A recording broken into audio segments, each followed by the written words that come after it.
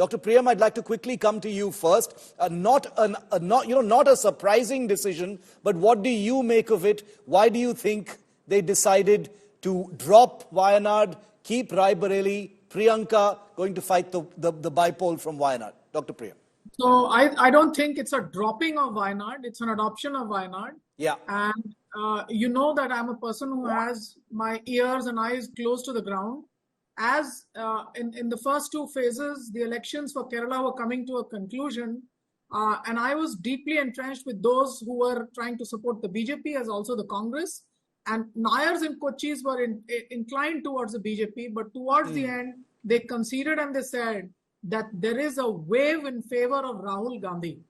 It was not even Congress, Rahul Gandhi. Now, the national media at that point of time did not want to take notice, did not want to report. We kept quiet.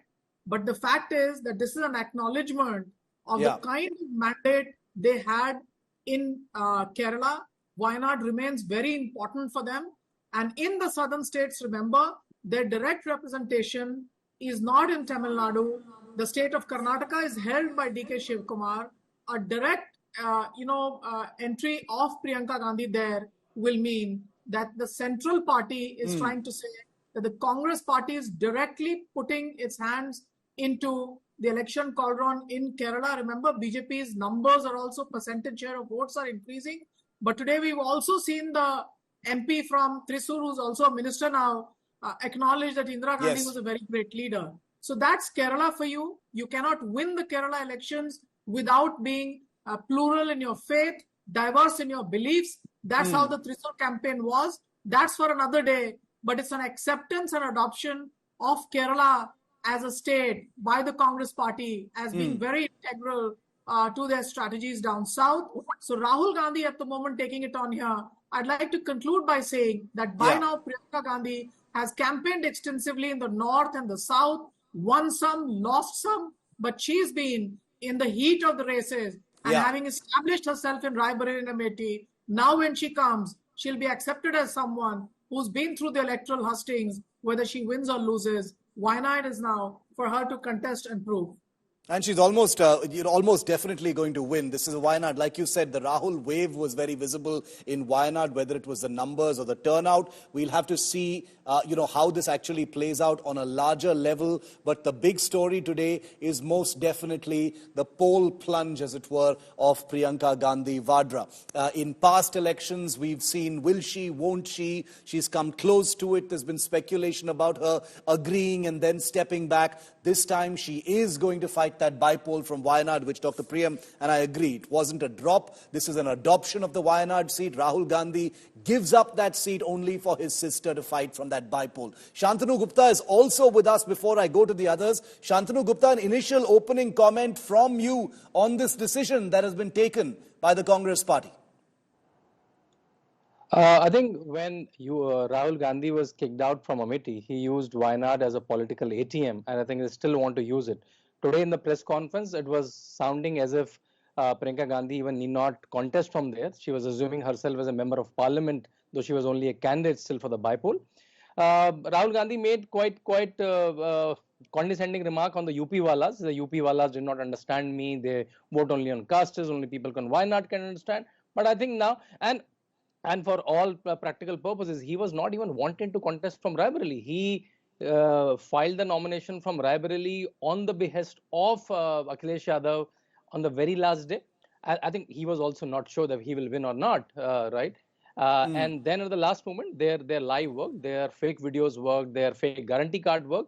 And then now they're deciding, but it's a welcome move that finally Priyanka Gandhi, after so many ifs, no, maybes, she's finally back in politics. But just a small remark. I think the Kerala where RSS BJP workers are slaughtered almost every month, is that a pluralistic culture for a panelist? I'm very surprised and concerned. Okay, we'll get into the finer points of the decision that's been taken in a moment, but just to get some opening comments and get the debate going for the moment, Rashid Kidwai, this is something that you had also talked about. This is something that you had said would happen, and it has happened. So, no surprises really in terms of the decision. Now the implications and the importance and the significance has to be decoded. What do you think? Priyanka Gandhi will be fighting the bipole from Wayanad. It's big. Yeah. So Shiv, it's a smart move. Remember 6 months ago, after the defeat of Congress in Madhya Pradesh, Rajasthan, and Chhattisgarh, the Congress was facing existential crisis. There are a lot of political commentators who are busy writing, Congress obituary.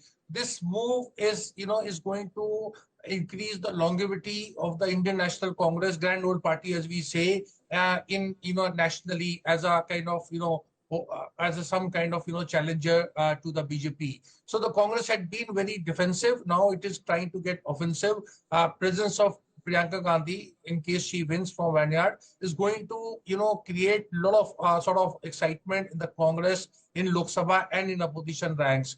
And similarly, in Uttar Pradesh, the Congress is trying to do a Tamil Nadu kind of arrangement where the state assembly elections or that kind of post of chief minister would be given to Akhilesh Yadav. And, Rahul Gandhi and Congress would try to increase the tally, Lok Sabha tally in the Lok Sabha for the Congress. So this is the kind of thing where the Congress senses an opening before 2029 or after 2029. So it is getting its act together.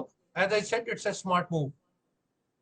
Do you think it's a smart move, Tuhin Sinha of the BJP also, Tuhin? Because the BJP has already fired its first shots and said that, this is Rahul Gandhi abandoning Wayanad like he abandoned Amethi. It's not quite the same thing, but from the Congress's perspective, it seems like the obvious thing to do. Well, good evening, Shiv. Good evening, everybody. Rahul Gandhi is a runaway parliamentarian, an absentee member of parliament. So whether he stays from Raebareli or whether he stays from Wayanad, that would not make any difference. That's point number one, because, to my knowledge, his attendance would continue to be less than 40%. He would continue to, be absent on important occasions. But one does feel sad for the people of Wayanad because, Wayanad kind of gave him political refuge at a time when his political career would have ended when he lost Amethi.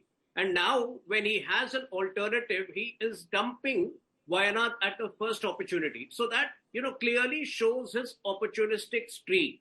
Also, as Shantanu had mentioned, in February 2021, he had very clearly mentioned in Wayanad that I'm so happy to come here because, when I go to the north, I feel people are not well informed. So this kind of a north-south divide, this malafide intent, this mischievous intent is something which he has been showing for some time. It will be interesting to see how he lives up to it from now. But most importantly, since just one more point, very important point, since he has been lashing out at the EVMs time and again, ideally, he should have quit from both the constituencies. Ideally, he should make all the 99 members of parliament of the Congress party quit in protest and then, possibly, either remain outside or, wait till the time paper ballots are introduced in the country. Just as a small anecdote, this show was actually going to be about the entire EVM drama. But once this broke, we had to change our entire topic and this became the topic of discussion. So believe me when I say that EVMs are very much on our, news cycle agenda. I even did it on my 5 p.m. show. Dr. Sandeep Shastri, through this election, through the previous election in 2019, then the UP election after that in 2022, there was this thread of speculation of Priyanka Gandhi. Will she, won't she? Where will she fight from? Will she take on Varanasi? Will she be the chief ministerial candidate in UP? There's always, even in this election, there was, will she fight from Telangana? Will she fight from Kerala? Will she fight from somewhere else? Will it be from UP? And it didn't happen, and now she's fighting from the Wayanad by way of a bipole. How does that look to you, sir? It seems like the smart thing to do, as Rashid Kidwai said. How do you see it? Shiv, I will not repeat the points which colleagues on the panel have made. Yeah. Let's remember, Priyanka has always been saying that she's there to help her brother and the party in whatever way possible. So when the brother vacates the Wayanad seat, she then says, I'm willing to come forward. Let's remember also, Shiv, that this is not the first time that a leader has contested from 2 seats. This has happened in the past with leaders from across the political spectrum. And when they have won both the seats, they have given up one of the seats. And here, I think Rahul Gandhi believed it was more important to retain Raebareli, partly because of its having been with the, having had representatives of their family winning that seat. And number 2, the criticality of Uttar Pradesh and the fact of the alliance there. was important for him to stay on in that seat. And the Wayanad seat is a much safer seat than the Raebareli seat in the present circumstances. If we had retained Wayanad and allowed Priyanka to fight in Raebareli, I think the fight would have been much tougher in Raebareli. Right. In Wayanad, it could be a much easier seat, though, of course, no by-election should be concluded even before the votes are cast. So I think these are the factors that go into play.